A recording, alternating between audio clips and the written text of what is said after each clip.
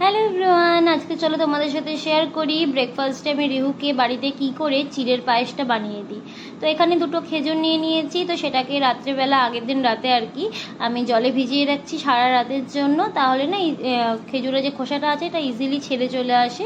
আর এই যে অ্যারাবিয়ান ডেটসটাই কিন্তু আমি রিহুকে খাওয়াই। তো এটা আমি ব্লিঙ্কিট থেকে অর্ডার করেছিলাম, তোমরা ইজিলি অর্ডার করে নিতেই পারো। তো পরের দিন সকালে আবার চলে এসেছি আমি রান্নাঘরে, তো এখানে এসে নিয়ে নিয়েছি 3 চামচ চিড়ে। তো আমি আমাদের যে বড়রা যে চামচ দিয়ে খাই সেই চামচে 3 চামচ চিড়ে নিয়েছি। তোমরা তোমাদের বাচ্চা কেমন খাবে সেই বুঝে কোয়ান্টিটি সেট করতে পারো।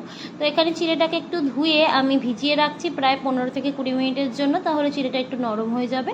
আর দেখো খেজুরগুলো কিন্তু সারা রাত ভেজানোর পর এই দেখো একটু চাপ দিলেই কিন্তু খেজুরের খোসাটা ছেড়ে চলে আসছে। আর দেখো এটা খুব ইজিলি, কারণ খেজুরের খোসা কিন্তু বাচ্চাদের হজম হতে চায় না, তার জন্যই কিন্তু আমি খোসাটা ছাড়িয়ে দিচ্ছি। তারপরে ভেতর থেকে বীজটা বের করে নিয়ে মিক্সিতে চিড়ে আর খেজুরটা দিয়ে একটা মিহি পেস্ট আমি কিন্তু তৈরি করে নিচ্ছি, তাহলে এতে চিড়ের পায়েসটা বানাতে বেশ সুবিধা হবে। তারপরে কিন্তু রিহুর যে ছোটো কড়াইটা আছে ওই কড়াইয়ের মধ্যে আমি দিয়ে দিয়েছি চিড়ে আর খেজুরের পেস্টটা, তার সাথে একটু জলও দিয়েছি যাতে কোয়ান্টিটিটা বেশ একটু পাতলা পাতলা হয় আর কি, কারণ তাহলে রিহুর খেতে সুবিধা হবে। তো এটাকে কিন্তু আমি 5 থেকে 10 মিনিট একটু ভালো করে লো ফ্লেমে ফুটিয়ে নেব।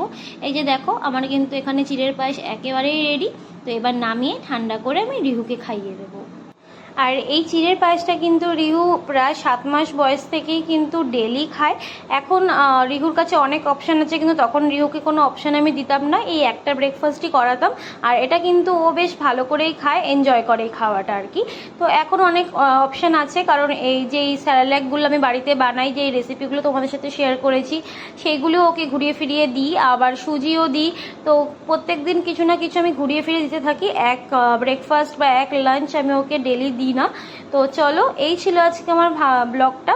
ভালো লেগে থাকলে অবশ্যই সাবস্ক্রাইব করে দিও। ওকে, বাই, গুড নাইট।